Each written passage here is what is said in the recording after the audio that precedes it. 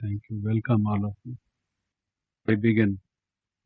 I thought that there is one thing which Baba has been repeatedly saying in his murlis from time to time, and that is Baba has been saying that we should pass with honors.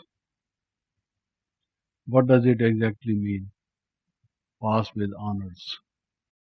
In my days when I used to study in school, in higher secondary school, there used to be a board on which the names of those students were written who obtained the highest marks, who stood first class first. That was the those honorable students. That is different. And similarly, when people study in university, they do honors in certain subjects. BA honors in economics, for example. BSc honors in chemistry. That is another way. But what does it mean when Baba says that we have to pass with honors? So I did some churning on it, and I would like to share with you what I thought about it, because if we just collect from Murlis what Baba has been saying from time to time, all of us want to pass with honors. No one wants to fail in any of these subjects. We have four main subjects, and each one of them we have to pass with honors. In the first instance, what does pass with honors mean? So I thought there are four main characteristics. One is Baba has been saying that there are some people who do not learn when they study Murlis. They do not put into practice the niyam and maryada, the spiritual discipline, the spiritual commandments which Baba gives us. So when such adverse circumstances come and they are shocked with their result, then only they learn. ठोकर खाकर सीखते हैं. Baba says some accident takes place in their life, maybe mental, physical, spiritual, emotional. Some such like shocking experience they have, and after that they learn. They learn in a bitter way, not in a normal way. So those who pass with honors, they don't learn this way. You have just to give a hint to them and they pick it up so easily, naturally, without much difficulty, without much struggle. Not that they fall and then get up and then again they have a fall, not like that. But without any bitter experience, without any mental turmoil, they put into practice what Baba teaches us. So that is one of the things, one of the signs of those who pass with honors. So this is one thing which we should take in our mind, that whatever Baba is teaching us, we put it into practice and in a natural way, easy way. Baba says it is easy yoga, easy knowledge. This study is very easy. He is the greatest teacher and he makes all this knowledge easy for us. This is one thing. Then Baba says that there are some students whose pattern of life, whose behavior, whose attitudes, whose outlook is ordinary, laukic, worldly, not otherworldly. You can say ordinary, not extraordinary. But those who make everything extraordinary, they change things into the art. They give excellence to whatever they do. Those will be the students who pass with honors. Whatever they learn it excellently. When a teacher gives marks after seeing the answer book of an examinee, of a student, then he says satisfactory, not satisfactory, ordinary, mediocre. He may give any kind of remark. But in the case of some students who are very brilliant, who do it very nicely, he may say excellent, extraordinary. So those who pass with honors, whatever they put into practice, they do it with heart and mind and soul, fully, so that they take it to the point of excellence, make it into an art. That is another sign of those who will pass with honors. There are some whom you have to ask again and again to do a thing. Do this, then they don't do it. You have to remind this. You have to remind them, didn't I ask you to do this and not to do that? Why you do it again and again? They will say next time we won't do, but they will do it again. Because of their hard sanskaras, they repeat mistakes, commit the same errors. And again you have to remind them. Again and again they do the same old thing. So those are not passed with honors. You just tell them once, they get it naturally and easily. And you have not to go on teaching the same thing number of times, over and over again. They say those become deities or devis and devtas whom you only once have to tell it. That's all. They understand it so well, so clearly. Then Baba says, if someone learns something after losing one's honor, after getting dishonored, feeling insulted, suppose someone has been committing a mistake again and again, and you tell it in the class or before a number of students, in a group of sisters and brothers, that this person breaks up the spiritual discipline, does not observe the spiritual bylaws which Baba is teaching us. We are very, fed up with it, or we don't know how to teach him again because he does not follow it. And if after having been given this kind of shock treatment, one learns and changes one's course, after losing the honor in a dishonorable way, after losing their self-respect and respect, if we learn, that is not passing with honors. To pass with honors means never you give chance to anybody to complain against you, that you are a bad person, that you do not obey Baba's maryadas. Again and again we have been telling, and still you don't mind, you don't understand. It is very hard to put up what you are doing. So that is not passing with honors. So these are the four signs of a person who passes with honors. Now let me take the four subjects. What does it mean when we say he passed in honors, passed with honors in knowledge, passed with honors in yoga, passed with honors in divine qualities, passed with honors in service, and so on. Now I first take up pass with honors, the godly knowledge. You see, one of the subjects. Baba says there should be complete faith, 100%. You can't say I have 99% faith or 85% faith. I understand this is Sangam Yug and this is the time when God reincarnates and establishes the new golden age world order. In this I have full faith. But this world cycle is of 5,000 years or more or less.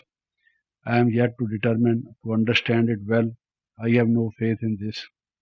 I am a bit shaky in this because there are other kinds of views and there are qualified people, great scientists, great scholars who say the different things.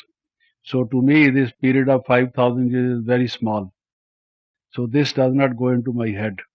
The rest of the things are okay, I believe in them.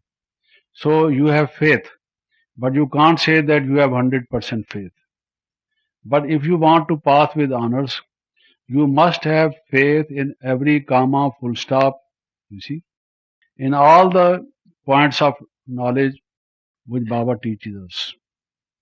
There should not be a single point, a single topic, a single sub-subject of this knowledge in which our faith may yet be incomplete. We may be on the borderline or this line, on this side or that side. Or we have faith today and no faith tomorrow. Our faith may not be such shaky type of faith. Firm faith, which has firm foundations, unshakable faith. So that there is not even an iota of doubt, not even a little margin of doubt, not the least. Complete faith, as we say. Faith can move mountains, they say. If we want to make progress in spiritual knowledge, in all our spiritual progress, then faith is the first thing. Therefore, some people say religion is a faith. Faith is the most important thing. A man is as his faith is. If you tell me the faith of a person, I can tell you what kind of man he is. Because the way he speaks, the way his outlook is, the way his attitudes are, they all spring from his faith. So if I know the faith, then I can tell you what the branches and sub-branches of that faith are, which make that man. His total way of walking, of talking, of eating, of sitting, of writing, of speaking, of doing whatever what he does depends upon his faith, his philosophy, or his understanding. That is what makes his attitude and outlook, and that is what determines his behavior. So if I have faith in Baba's knowledge, then only I can say that it has influenced me totally. Then only there will be complete change in me, as Baba wants me to change. If there is some single point in which I have a little faith, not full faith, you see, then I cannot change completely. I cannot become 16 degrees Celsius, maybe 15 degrees, maybe 15 and a half degrees, depending upon how much faith I have, the percentage of faith. And then the sanskaras which I had before I came to this Gyan, before I came to this knowledge, which I may say was the period of darkness of my life, the period of ignorance, the period of false knowledge, perverted knowledge, or maybe partly right, partly wrong knowledge, howsoever you may like to call it. That kind of sanskara should not remain. If sometimes I speak godly knowledge, and sometimes I begin to say certain things which are from the past, which I used to believe, then maybe ritualistic, maybe superstitious, maybe certain things which are illogical, irrational, certain things which change my outlook, make it a little bit negative, influence me in a negative way, then that means I don't have full faith. That means I can't pass with honors this subject of knowledge, because it is not a theoretical subject. It has a practical application in life. Just as we have theory of physics and we have applied physics, every subject has got its applications in fields of life. Similarly, knowledge also has its practical applications, and therefore what happens is knowledge will completely change me, and it can completely change me. If it does completely change me, then none of my old sanskaras of ignorance, of perverted knowledge would remain. It would have gone away. When light comes, darkness vanishes. Knowledge is light. If that has really come and fully come and brilliantly come, then there should not be anything from the darkness still lurking in my mind. Which, in other words, means that everything I do, everything I say, the way I am, it should be alaukic, not laukic. It should be spiritual. It should not be based on body consciousness. It should now be, it should now reflect a change. If it does not reflect the change, and on the other hand it shows that I am the same old being, change has not yet occurred, that means I am not passing it with honors. Maybe I am a middle class student, mediocre student, not brilliant student. But if I want to pass with honors, there should be complete change from laukic to alaukic, from body based or materialistic to spiritual, from common to extraordinary. That change must occur. And then everything should be according to Maryada. If I begin to laugh, how I begin to laugh as I used to, or there is change in my way of laughing also. If I at all somebody is telling me something and I feel sympathy towards that person, is it that it is happening to me in the form of a pain, or I am just listening to it in order to help the person, still myself remaining unaffected by it? Because Baba says neither cause pain to anyone, nor you should cause pain to yourself. So everything should be changed. My way of life, lifestyle should change. It should be according to Maryada. That is the main thing. Maryada. Nothing against Maryada. There are certain articles of food. They were very savory, very tasty. I was very fond of them. Now if I still do the same thing, oh, there have been so many days and I have not yet taken any ice cream or chocolate or chewing gum or this or that thing, that sort of thing. Then if it comes to my mind that I should take it again, if I feel a little bit of attraction to it, it means I have not changed my lifestyle, my pattern of life, my thinking. Still, there are some old habits left in me. So, as long as they are there, I am not passing with honors. And then, Ichha Matram Avidya. There should be no desire. Baba says there should be positive desires, holy desires. Even to attain liberation, redemption, or beatitude, mukti and jivan mukti is also a desire. To become good is a desire. To change from negative to positive is a desire. If these desires were not there, there would be no spiritual effort, no study, no student life. But Baba says student life is the best. These desires have to be there. When we say that there should be no desires, it means no such desires as are based on ignorance, body consciousness, negative thinking, you see, which are there due to attractions of certain articles of vision, of audience, of touch, you see, related to our physical organs. We have no desires for them.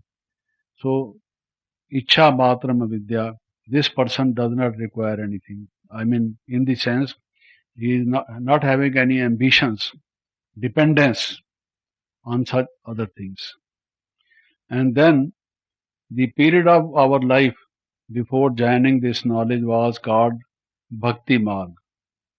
That was the period of worship. Now this is the period of yoga. Now from Bhakta, we are becoming yogis. So nothing from Bhakti should be left. We should not be engaging some such kind of activities or talk or behavior which is based on Bhakti. You see. Because now has dawned in our mind the spiritual knowledge. When knowledge is there, Bhakti should be over. Knowledge should replace Bhakti. The more it has replaced, the more it means I am becoming knowledgeful. And those who want to pass with honors, in them this process should be very rapid, very quick, and very earnest. So these are some of the requirements requisites which are essential for passing with honors in this subject of godly knowledge. Now I take up the second subject, the divine qualities. How, what does it mean when we say that we have to pass with honors in the second subject, divine qualities? Baba says that you should pay attention to your own transformation. Don't look to the habits, the negativities, the bad sanskaras about the others. Swadarshan, not pardarshan. Don't see bad things in others, shortcomings in others. If all your attention is on shortcomings of others, then you will also be dyed in the same color. You will also become like that. If you want to change and if you want to have the divine qualities in full measure, the very first requisite is that you should pay attention to your own change first. When you change, the world will change. Don't try to point out your finger at others, saying that this person has this shortcoming, that person has this bad habit, that man has that bad sanskara, and all the time looking towards others. So, Swadarshan, be introvert, look into yourself, and pay attention to what shortcomings are in you and what good points are also in you. Make use of your good points, and if whatever are the shortcomings or bad things in you, bad habits in you, try to remove them because the time left is very small. If you pay attention to the bad things in others, then you will be losing much precious time, and the time left for your own change will be very, very less. So within that time, you won't be able to change. So, swaparivartan, self change, not looking to the bad things in others. Then Baba says, Drid Sankalp, determination, strong willpower. If you want to have divine qualities, the most important thing is whatever you decide it with a strong will that I will certainly have this divine quality. If you don't have the strong willpower, strong determination, then you will find this process of having divine qualities in yourself is very slow. You can't pass with honors within the time limit, whatever is there before us. So this is very essential. Strong resolve. Make up your mind. You will do it. Don't be hesitant. Don't say, I will try to have it.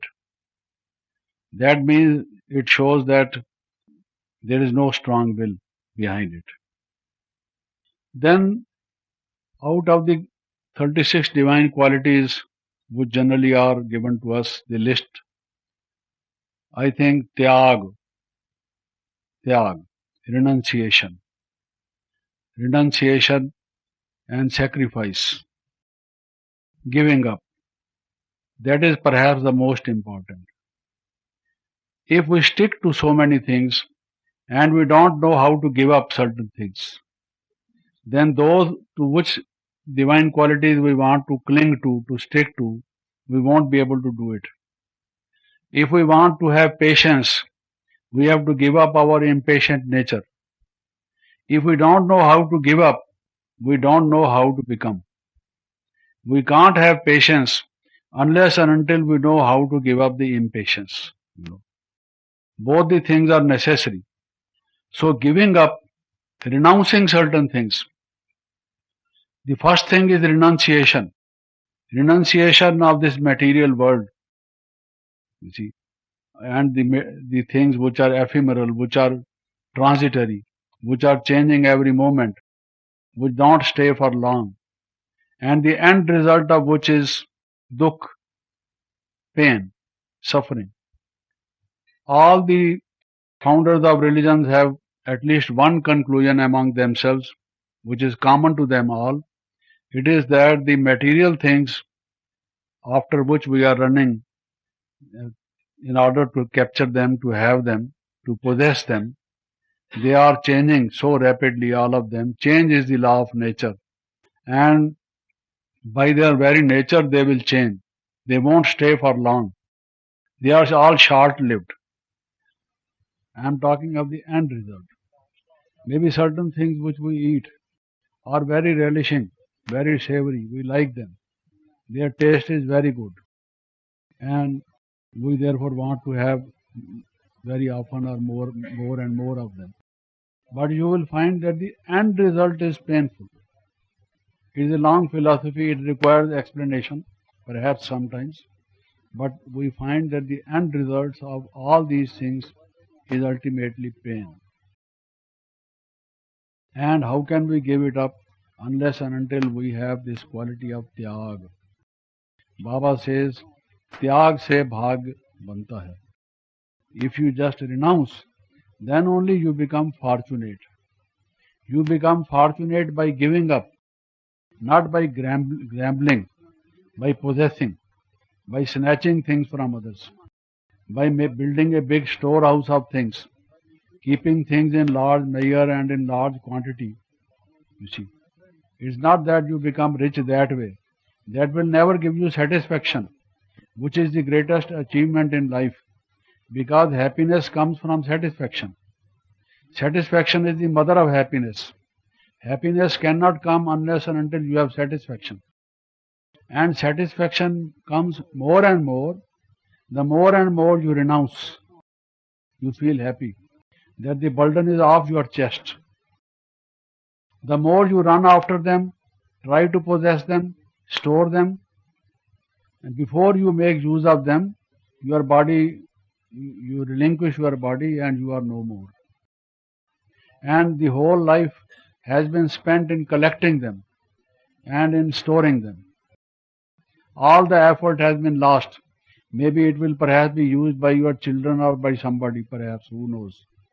And you have gone by that time. So, this tyag, this gives us good luck. When we say, good luck to you, how can there be good luck to him? You see, unless and he knows renunciation, there cannot be good luck. Maybe transitorily he may have good luck, he may have something, but you will find that will not stay with him. Those you see, for example, they say that Christ or Buddha, they were kings without crown. How they were kings without crown? Because they renounced. They were ruling the minds of so many people. Why? How? It is because they had renounced. It didn't require anything, didn't demand anything. You will find that that friend, that relative, that colleague in your workplace is the greatest burden on you, who is so demanding. You fulfill his one demand and the other demand is ready before that is fulfilled. You will get fed up with the person who is more and more demanding. You see, you will be more and more easy with a person who gives up, does not demand. Can I use this thing? Oh, he will say, nothing to ask. Yes, you can use it, it is yours. You feel happy with such a man. And if on the other hand he say, oh, this is mine, don't use it. How can you use it? Use your own things, you see. And when he requires that thing and you give him, then he feels happy. So you find it very difficult to live with this person. He is selfish. You see. What is a selfish person? A selfish person wants everything for himself, nothing to spare for others, no care for others. You see, let whatever happens to them. He is not mindful of that. No concern for others. Others may be poor, they may have not even one day's meal, one time meal. Doesn't matter, you see.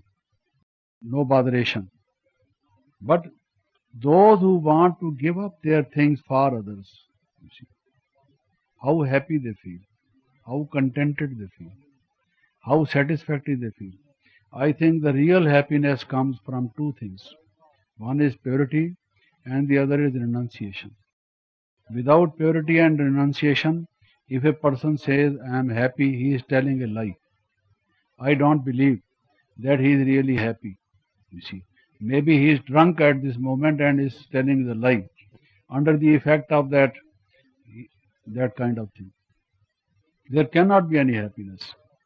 So, out of that list of divine qualities, renunciation. I want to lay my full emphasis upon renunciation.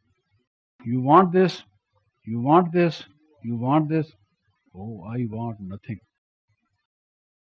I am happy with whatever I have. The condition in which I am. I depend upon Baba. Whatever comes to me naturally, I am making efforts. Whatever happens, I am happy with it. You see. And if I can share my things with others, I am happy with it. That gives the real happiness, real joy of life. When you feel that the other one is satisfied, you are more satisfied because he is satisfied. So this tyag is very essential. And those who pass with honors, they must have this quality. And in that tyag, one of the tyag is for name and fame. It is very, very dangerous, I tell you. Why Baba again and again says name and fame, give up name and fame? Actually, this is the greatest disease of which there are very few doctors, and those also in Brahma Kumari's institution, you see. Because of the whole turmoil in the society is because there are people who want name and fame. They want to become prime minister, want to become president, they want to become this, want to become that. The boss, the big brother, and all this they want to become. And they want to pull the legs of others, kick others out. You see, want everything for themselves, name and fame. Much of the problem will be solved if people give up this bad habit of name and fame. I think a whole book can be written how the many ills of the society have sprung from this name and fame. Because those who are addicted to this addiction, name and fame, like a person who is addicted to alcohol, if he does not get one or two pegs, a kick or two, he feels a depression. Similarly, a person who is addicted to this kind of thing, if you don't praise him today or tomorrow or a day after tomorrow, 2-3 days, you don't give him praise. This man is very serviceable. He has opened so many centers. He is Baba's useful hand. He is very helpful in Baba's service, so on and so forth. You will find that after 3 days, maybe maximum 4 days, you will find depression in him. You see, because name and fame is worse than alcohol. You see, we give up alcohol. If we don't give up this kind of addiction, don't think that we have given up alcohol because we are Brahma Kumaris and Brahma Kumars. We are non-alcoholics. But this is another kind of alcohol which some of us are taking. If we are taking that alcohol, we still are alcoholics. You see. And what we say is, it is all for seva, for service. Being proud of service. Service should give us humility rather than pride. That I am doing this, I am doing that, I will do that, I will do this, and therefore you all give help to me, contribute money, come with me, and do whatever I want, I ask you to do. Why? Why? Because it is Baba's service. Actually, you want your name and fame, and you are collecting us just to become guinea pigs for you, and to help you, and you just want to rise on our shoulders and show your hand that you have done it. You see, it's not like that. Service should give us humility. We do it because it is in our very nature. Baba says, I am world's humblest servant. Children, I am your most obedient servant. You must have heard these words of Baba in Murlis. Dear sweet children, I am your most obedient servant. The highest authority, He says that I am your most obedient servant. Then who am I? Who am I? The servant of servants, you see. Rather than I should say, I am this, I am that, that kind of habit. So this tyag, again this tyag will bring us happiness. And then only we can pass with honors, because I will be coming to service also, but I am just dealing it with here, having divine qualities. And then what happens is that in the process of trying to have divine qualities in my life, what sometimes generally occurs is that I begin to follow the advice of others. Suppose I want to say, this time when I go to Madhuban, I make this contribution. Now here is another person who comes to me and says, you are foolish. Why I am foolish? You are contributing so much, but you are keeping for yourself. You see, tomorrow you fall ill, tomorrow you lose your job, tomorrow this thing happens, that thing happens. You see, he gives us his own advice with uncalled for advice. Some people give us, there are some consultants, financial advisors, legal advisors. Many companies have consultants, but there are some consultants without inviting, without any application, you see. All the time advising you free. Just as we give Baba's knowledge free, they give their advice free, you see. So it is human nature that if something is free, there are many Hindus here, and they don't say, they say, we are not Christians, we don't want to believe in Christianity. Read the Bible, at least read the Bible. What is harm with it? You will understand something. No, we won't even touch the Bible. But if someone comes very beautifully printed Bible and he stands in the market and gives free, then this man takes, because it is free. When I went to America for the first time in 1971, I gave some literature, presented some literature to someone who was coming to our lectures. He said, what am I to pay for this? I said, it is free. Then he laughed. He said, Mr. Chandra, nothing is free. I said, but this is free. I say this is free. Kehta, you understand what I mean to say? You are giving me free. I know. But somebody has spent on it. So it is not free. You see, that way it is not free. Nothing in this world is free, he said. Nothing in this world is free. But here, if a person gives me free advice, I easily take it. Let us use our own mind, you see. If I don't use the head which is on my two shoulders or between the two shoulders, you see, and use other person's head, so what will happen? I will become that, not me, you see. It means he is sitting in my head, you see. What do you think? So let me use my own brains, my own wits, understand, and finally decide what I am going to do. Let me not be driven, dumb-driven cattle, being always advised and fed up, being spoon-fed up by others. So Parmat, Baba says Parmat, the opinion of others, opinion of others. There is a story in Upanishads. They say that a father had become old and he said, now let me teach my child how to earn, how to make money. And he used to go to the market on Mondays. On Mondays there was a cattle market where people will come with the cows, with buffaloes, with sheep, with goats, and they would sell them. That kind of market. Every Monday, once a week. So he used to go and sell. Then purchase some new ones. Then after that sell, you see. So he wanted his son to teach.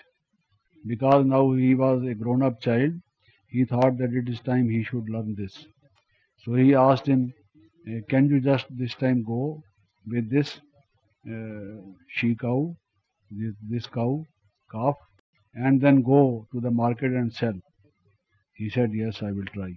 Then when he was going there to the market, in between that place and market, there was a small jungle, little forest area. So there were three, you see, cheats, a gang of three cheats. They had planned how to cheat people. So one of them came to this child and said, will you sell this lamb? He said, I am prepared to sell, but this is not the lamb. You see, this is the young one of a cow. He said, how you are yet a small child. You don't know even the difference between a lamb and the young one of a cow. How can you sell? He said, no, I know. You see, this is not lamb. This is the young one of a cow. Okay, then he went away. Then the second man came. You are going to the market? He said, yes. What for? To sell this. So I am also prepared to purchase. Why you go to the market? You can sell it to me here. He said, yes. What will you pay? He said, you tell me what would you like to charge for this lamb. He said, but why you say it is lamb? It is not lamb. You see, it is the young one of a cow. He said, oh, why? You don't understand. This is lamb. You see. So now he thought the first man said this, the second man said this. There is some truth. Perhaps I have forgotten what this actually is. You see, I have learned the wrong way. Then the third cheat came and he said, you are really intending to sell this? He said, yes. He said, how much will you charge for this lamb? He said, oh my dear, this is not lamb, I say. He said, but what is this? It is lamb. You don't understand. It is lamb. He said, this is a young one of a cow. Now that man said, okay, you don't want to sell. You are a small child. You haven't yet learned this. I go back. So he had gone a little distance. Then he called this man back because he thought, I go to the market. Then there also the people will say it is lamb. You see, it is better that I sell it here. Perhaps my father has not trained me well. It is a lamb and he told me it is young one of a cow. Next time when I come, I take better lesson from him. So I go to the market, I am not able to sell it, then the whole week we have to give the fodder and everything. And then again come to the market next month. And I begin to believe those people. You see. So this Paramat, the opinion of others, Brahma Kumari's institution is not a good institution. It is a small cult. You see, this and that. So I listen to their opinion, I believe in it. Don't use my own intellect, don't argue the whole thing, do not understand the reason. I just accept it. Then what happens? I am deprived of the whole benefit. This is what has been happening to many people. Many people, they give their experience that they didn't come to this institution because a friend of theirs had told them, don't go to that institution. It's a good institution. They mesmerize you.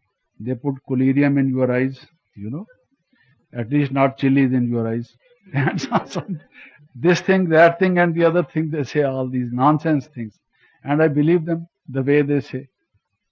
So, Paramat, these views and opinions of others, they're very dangerous. So, what happens is anger. You want to give up anger. You want to become Krodh Mukt. How is it possible? Even the great sages and seers also, they were not without anger.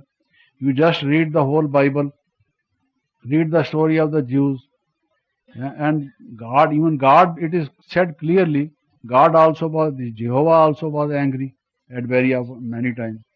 So how can you give up anger? You want to become greater than God? You see. Anger is necessary, my dear friend. Without anger, you can't live for 1 month in this world. You see. That is how they will tell you. Then you will say whatever he says is correct. Why? Because when you go to your office, the other colleagues talk to you in a way and behave in a way that you really feel to shout. And the version of that man who said that without anger we cannot live, that comes to your mind. He was correct. Baba says become without anger. That is just an ideal, hypothetical. It is not realistic, not pragmatic. I want something pragmatic, not something which is idealistic. You just try to rationalize.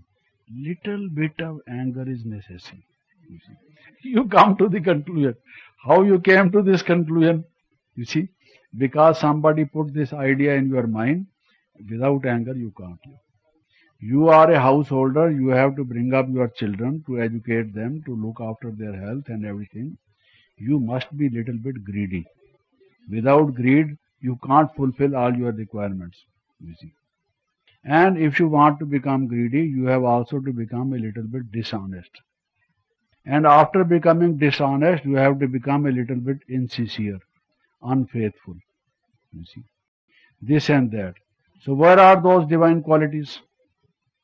Gone, gone to the winds. If you just act upon Paramat, you can't have divine qualities because people give you diversions. They want to bring you to the wrong way, to the wrong conclusion. If there in this world there are men and women, two sexes. If there are two sexes, why should not there be sex? Jagdish bhai, you are telling something unnatural, something wrong with your head. You see. These Brahma Kumaris have taken the grey portion and the white portion out of your head. You see, and only the skull is left. That is why you can't think. It is an ordinary thing. You can't understand how you were born. Your mother and father, isn't it? You came from heaven and you say there should be no sex, lust, no this, no this. What are you talking about? Only daydreaming and dreaming. It is a dreaming philosophy. It is not realistic philosophy. They will argue, you see. But you understand, if you all the divine qualities, you see, they will be gone if you just try to act upon that. Because whatever God says is totally opposite to what people have been saying. If you just want to bring about a new world order, this old world order, the whole of it, lock, stock, and barrel, it has to go. You see, nothing of it has to be left. Not even a remnant, not even small thing out of it has to be left to remind us of this past old rotten civilization. If a little bit of it is left, the thorny thing is left. A little thorn in the flesh will create pus. It will give you septic, you see. Don't think it is a little thorn. Little makes the mighty mickle, you see. It's not that little is little.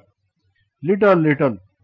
You just put a bucket, empty bucket, under a tap, which is just giving tung, tung, tung, drop.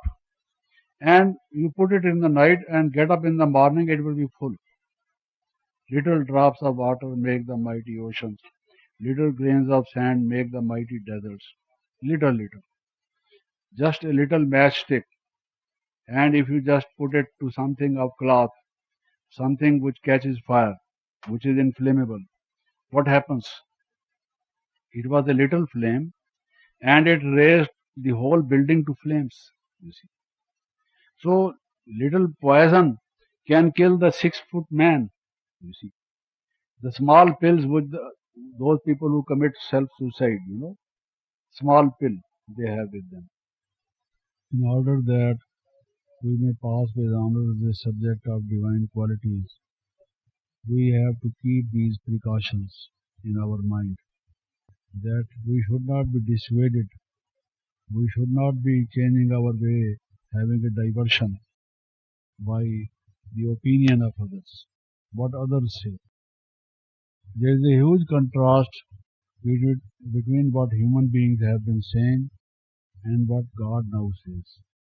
They are diametrically opposed, 100% opposite to each other, between what God gives us the belief and what human beings have been teaching us. Therefore, the new world order can come. Otherwise, we have descended from golden age to silver age to copper age to iron age. And if we now again want to golden age, God alone establishes the golden age world, and we should totally follow His advice. not listen to the dark views of others. So, now about yoga, meditation. Actually, meditation is not the right translation for yoga. Yoga is much more than meditation, but generally these two terms are used synonymously, though wrongly. But now, if I use the word yoga, I am not going into the differences between these two.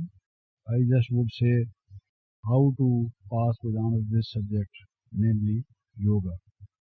One is that my love with God, because Baba said yoga is a love link. It is a love link with God. People have been defining yoga in various ways, but Baba also has given many definitions of yoga. But one of the most important which Baba has been asserting upon is yoga is a love link. Total love leen ho jana, to merge in the love of God is yoga. To merge in the love of the Supreme Being, considering Him as our father, mother, teacher, having all the relationships with Him, our friend, and so on. This is yoga. So, if our mind is divided, we have love with other things, and we want to become perfect yogis, we cannot become. We have to become nyara from others, pyara with God, love for God, and to be detached from others, and to be totally focused, concentrated upon Shiv Baba's remembrance. That is what yoga is. So those who will pass with honors will be those who have very deep, very deep, unshakable love link with Shiva. Then Baba says become Nirantar Yogi, constant yogi. Yoga should be constant. Now it is very difficult. Sakar Baba himself admitting in Murlis sometimes that he thinks that today when he will take his lunch or dinner, all the time he will remember Shiv Baba, but that's something happens and he forgets about it. He confesses. So he says at least have this yoga 8 hours a day, dividing the day into 3 parts, 8 part for rest, not all for sleep. You see, don't sleep for 8 hours. Then you will be sleeping in the lap of Kumbhakarna. You see, not that way. 8 hours, not that our heart works for 8 hours, but that it can bear the strain of work for 8 hours very easily. So 8 hours for work, if we do it with sincerity, not in a lazy fashion, when we put our mind completely to work, and work, that kind of work, efficiency, production, excellence, that kind of work. So he says 8 hours should be good quality yoga. Now, this is the rough division, not that very accurate 100%, but just giving us some sort of thing, keeping before us how we should do. If we just, then again he says, if you just practice yoga for some time, then you are not yogi. Your yoga must be constant. So how these two statements are reconciled, that we should be constant yogi and that we cannot become constant yogis? We should become constant yogis, but we are not constant yogis, or it is difficult to be constant yogis. How to meet these two things, you see, together? Synthesize these. Then Baba says there is 4 kinds of yoga, you see, that can make us a constant yogi. What is that 4 kind of yoga? One is that I focus my mind on Shiv Baba, I concentrate my mind on Shiv Baba. That is one kind of yoga.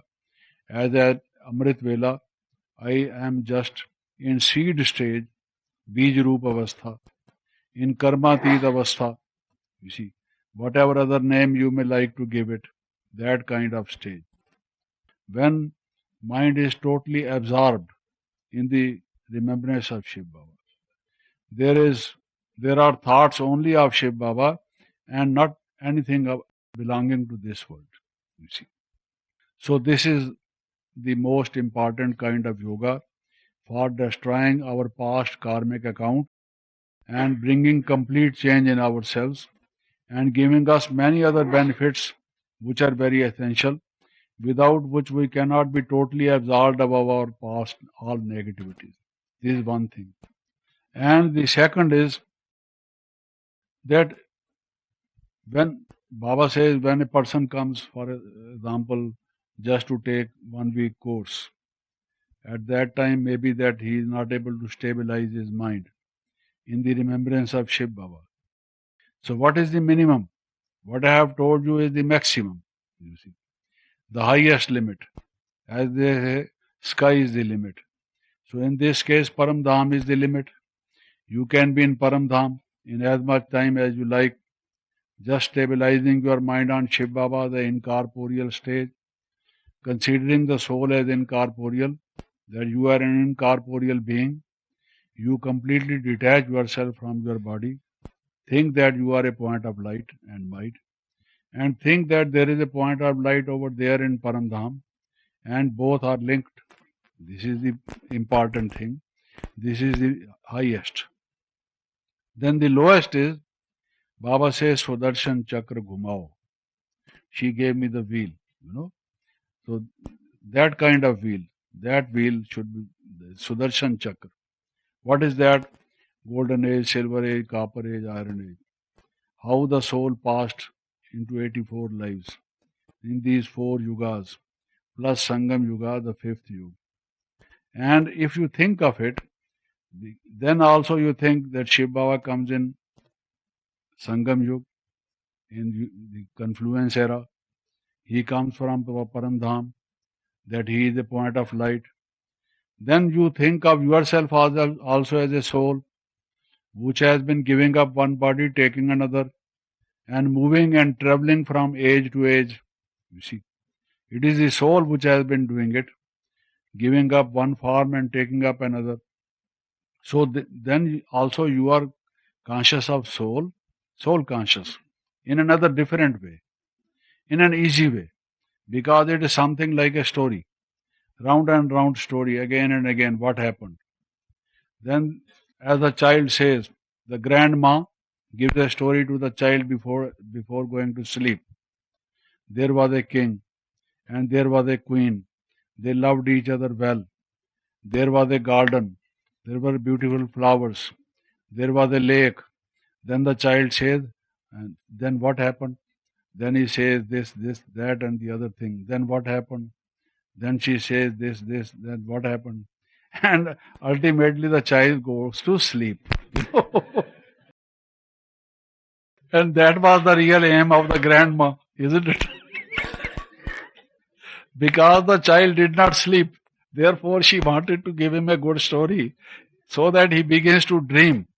And when he goes into the dream and dream and dream and dream, he goes into the sleep. Sometimes the dream comes after the sleep. Now she is going to give the dream before the sleep so that she may go into sleep. Baba also, like grandpa, gives us a story, Sudarshan Chakra, which never finishes, you see. Then what happens? Again I come to the golden age. Then what happens? Again silver age. What happens? Oh, again copper age. Didn't I tell you? Ultimately I go to sleep. So, even if you go to sleep, Baba says before going to sleep, you should be soul conscious. So, after doing this Sudarshan Chakra, you will be at least soul conscious before you sleep. Isn't it? So, satisfactory result, you will pass with honors, you know. So, this is one way of doing this yoga in an ordinary way. If your mind is disturbed, you can't think of anything else. You can't have that Bij Roop and Bindu Roop stage. At least do this Sudarshan Chakra, you see. And then another is Avyakt Swarup. You just go to the subtle region, talk to Avyakt Brahma or Shiv Baba there. Whatever comes to your mind, talk to him. Just rechannelize it, redirect it. Have a kind of a chit chat with Baba. And if there is a problem, talk to him. Instead of thinking, what will I do? This cannot be solved. I am an unlucky person. More and more problems come to me. This, that, and the other thing. Why you are telling me? Tell Shiv Baba. You see, that is the only difference. If you want to speak, your mind is full of certain disturbances. Instead of looking here, look here. You see, that is the only difference. Shiv Baba, yes, dear child, what do you want to say? He said, there are so many problems. So what are those problems, my dear child? You see, he will say, Baba, this person disturbs me too much. Child, I'll take care of him, you don't worry. You see, I see that he is giving me love. You see, this is yoga. You see. And if you talk to Jagdish Bhai instead of talking to Shiv Baba, that is not yoga. You see. Talk to him. You see. See, now you think it is easy? Sudarshan Chakra easy? This one easy or that Sudarshan Chakra? Which one is more easy? Which one is more easy? Oh, sir. Flowers come out of my pocket. It is magic, you see. People think that I am not a magician. I can take a rabbit out of it. Should I? Should I take a rabbit out of it? Sure. That means you are not interested in yoga. You are interested in rabbit. No. For that, I will have to give a different class in which I show the rabbit.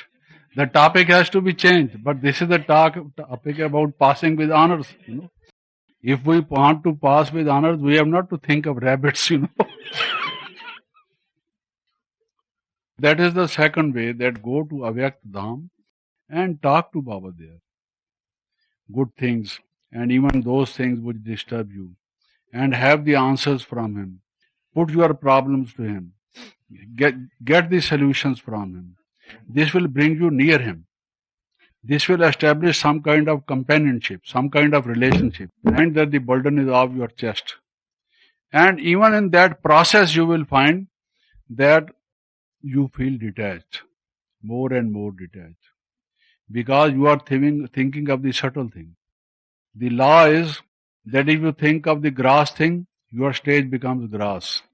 If you think of the subtle thing, your stage becomes subtle. If you think of the incorporeal, your stage becomes incorporeal. So at least you are thinking of the subtle. It is something near to yoga. And the other is that if at all you can't stabilize your mind in anything at all, today there is so much of depression or dejection or rejection or suggestion, whatever it is, you see. Have some music, have some songs about Baba, read some Murli, something. That will also remind you of the soul and God and all, and at least that will also be soul conscious stage. So this is at least how you can be a constant yogi. Or do some churning. Take a point from Murli what Baba gave this today in the morning and think on it. Go deep into it. What happens is that again you will become soul conscious because it is a point given by Shiv Baba. You think that it was in the Murli, so you are being directly or indirectly conscious of the Shiv Baba's love and all that relationship, and this will again uplift you and take you to a higher and higher stage of yoga. So this is about passing yoga, the subject of yoga with honors. Now service, the fourth subject. Baba says Mansa Seva, service through mind. This is what you can do. You see, this is a sign of those who pass with honors, and this you can discuss under the subject yoga as well as under the subject seva, that is service. Even when you want to do yoga, if you want to become constant yogis, not only yogis for 8 hours or 4 hours or 2 hours, then also one of the ways of becoming constant yogi is that you try to do Mansa Seva. That will give you a very powerful stage. Baba says you have to purify even the elements, the five elements of nature, of matter, you know. And if you just think that Shiv Baba is dropping light and might on you, the very strong torrents and currents of light and might descending on you from above, being sent by Shiv Baba, and through you traveling in all directions and bringing transformation to the whole world, you will find yourself very, very powerful stage. So that is one of the ways of being constant yogi. And so far as the subject of service is concerned, this is one of the most essential. Those who will pass with honors, they will do much of the time Mansa Seva. That is the most powerful way of doing service. Other kinds of service are the little bit grosser, not as powerful as Mansa Seva. Just experiment with it. Try for it. A student is not coming to the class. You think of him. That brother has not come to the class. He is missing that opportunity. You think of him and just try to give him vibrations, those thought currents, and you will find that he will come. So isn't it that through that method you have served him well, so that he becomes again coming and a regular student? Because Baba says you have to do Avhan.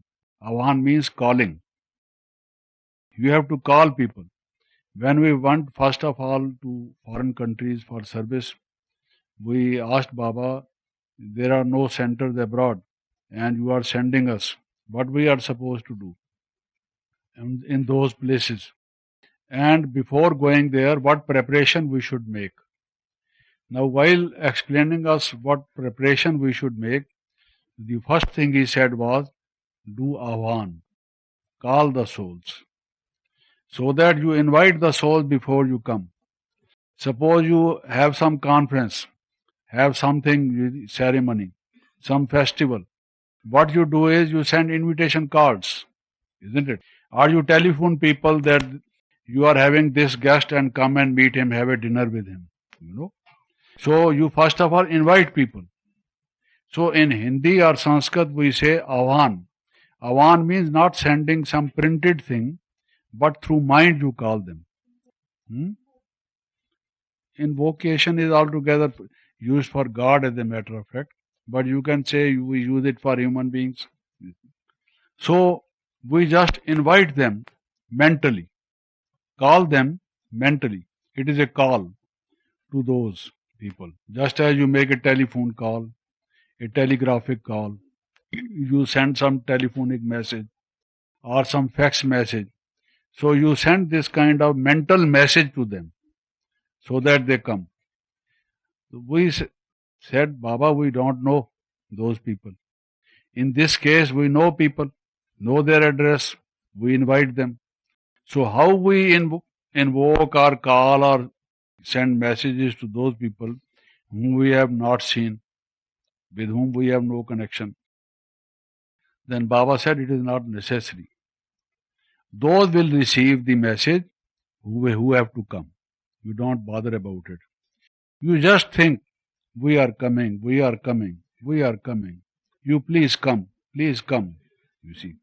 We want to give you the message, you see. Take this message. It is Shiv Baba's message. Like that.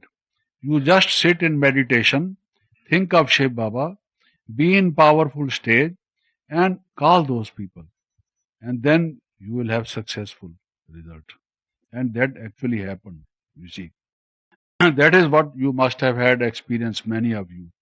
Or some of you who haven't done this, try it. You will have all this kind of experience. So what happens is, this mind, Mansa Seva, is very important.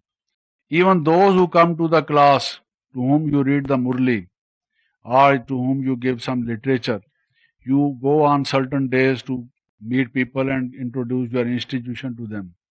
If before that and after that, after meeting, before meeting and after meeting, you see, If you don't do Mansa Seva, it will be finished. Like when you sow the seed, you have to prepare the ground. And after sowing the seed, you have to water it to take care of it and so on. Then only it will survive. Otherwise, it will be eaten away by the sparrows. It will rot, it will finish.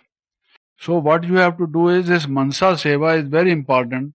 Baba has been drawing our attention again and again to this subject to which we have not done much effort. So this is the highest kind of service which we can do.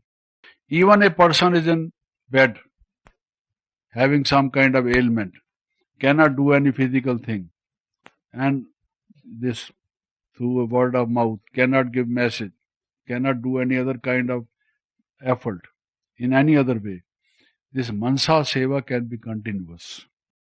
And we observed Baba when he was in Sakar form doing Mansa Seva, always getting vibrations from him. And this is what really sustains, this is what really is nurturing, you see. This we must do. So those who will pass with honors, they would be doing this, you see. In order that we may pass with honors, we have to pay attention to this and do this. And in seva, in service, we should not hanker after the fruit, the results. Niswarth seva. Not only that, we should not be fond of name and fame after doing service. Try to have some credit for it. Try to have some praise for it. To win accolades from people for it. That we have done something wonderful, something great. Sometimes what we do is, you will find letters coming from people. Baba did wonders, you see. And actually what they want to say that we did wonders. Ultimately comes to same if you read the whole of it. Not only that should not be our aim, but actually what we should do is, whatever is the result, we are happy. We want to do the service to the best of our ability. Put your hard effort into it. Not that we should be lazy. Sometimes maybe that if you are running a Gita Pathshala, having a small center or sub-center, some number of students are coming, some stay, others don't stay. The other center has number of students, a large number of students. At your center, you have a small number of students. So this may give you some kind of a feeling that your efforts are not bearing fruit, you see. What is it that lacks in you? Of course, we have to pick up certain things which are not in us. We have to improve our ways, learn from others. That is different. But whatever happens, Baba says this knowledge is immortal. The seeds sown by you will not perish. Maybe in the long run they come to you. We have seen some people coming after 10 years, some people coming after 5 years. After doing the 1 week course, they don't come. Some even did 3 days course. They did not complete this 1 week course. They went away, but after some time they come. Because the peace you gave them, the feeling you gave them, the love you gave them, the way you treated them, the spiritual knowledge which you talked about with them, that was so wonderful. It was indelibly written in their mind. That has not perished. Because it is Shiv Baba's seed. Shiv Baba is immortal. And his words are also immortal. If you have sown them in their mind, really sown them, how to sow a seed is a different subject. But if you have really done this, don't bother. So you should not be shaken in your state. Why it is not happening like this? Just in a mournful mood. Don't be like that. But how to sow the seed, I was saying. One thing is that if you just give knowledge, you must have the full attention of the person. This process of learning depends upon attention. Without attention, there is no learning. If a person has come to receive 1 week course or knowledge or whatever, and that person is thinking of his problems at that time, his mind is wandering away, though his ears are there, the words are going inside, and the electrical impulses are reaching his brain, but catching nothing, nothing sticking there. It is because his attention is not there. Only his body is there. What you do is, where the seed has to be sown. The seed has not to be sown on the stone. It will perish. It has to be sown in the soil, cultivable land. Not that kind of land which will eat the seed also. The seed is also gone and no fruit also there. So the first thing is that you must have his full attention. How to have his full attention is a lengthy thing. But what I want to say is you must have his full attention. And if you have given that injection to him in full attention, never think that person, that this knowledge will not bear fruit. One day or the other, this person will again come to knowledge. So he has already become a child of Baba. He will come to the dynasty, you see. The time for his bhakti is not complete. He has to go and learn it, perhaps in a bitter way. Some other adverse circumstances come in his life, and then he comes, you see, after receiving some shock treatment. But you must keep it in mind that man must come back, you see. It will certainly. So do the service in such a way, put your full into it. How to explain? What will I explain? What does this person require? Don't do service in a haphazard way, in a half-hearted way. Prepare your thing, what you want to say.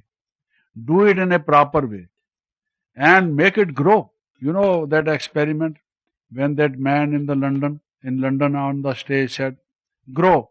That seed, it sprouted. Previously he used to say go or bend, but then he said grow. Began to grow. If with strong willpower you say, this man has to come knowledge, how he does not come to knowledge, I will see. But if you have made a resolve, you are determined, you are giving him something, and why should he not come? You are not demanding anything from him, but the only thing is, everything is in a culture. Things are in a culture. Not this society's culture, this is one culture. You see, agriculture is also another culture. I agree, you agree, it is agriculture. You see? Isn't it? So somebody asks me, what are you doing? I say, I am an agriculturist. Oh, you know this agriculture? Yes, I agree, you agree, we are agriculture. This is agriculture. But the other culture is, like, in medical sciences, you prepare culture of certain things. Similarly, in agriculture also, you prepare culture. Then only you sow. That is why it is called like that. So, this knowledge will grow when certain injections are also mixed with certain things. Medicines are also given some kind of a culture, So, when you give this knowledge, give love. Speak with love.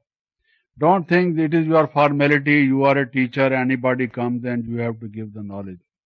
Knowledge, not alone knowledge, knowledge with love, knowledge with care, knowledge with good wishes, knowledge with a resolve, with some determination, knowledge in a powerful way, knowledge in a Yoga Yukta stage. Just say, what is the body and soul are two different things. Not merely explaining body and soul are two different things. Anyone could explain. Just give a man, say, about $1,000 per week, and he would explain it so well, making some diagrams. Body and soul are together, different things, But you also exist in that stage. Your soul is detached from the body. Not your soul, you the soul. You see? Let me correct myself. You the soul are detached from your body. And in that stage you tell him that body and soul are two different things. Then he gets the feel. The feeling must be there. Then only there is the impact. Then only the thing will stick. It will stay, it will last. Otherwise it will go into the air.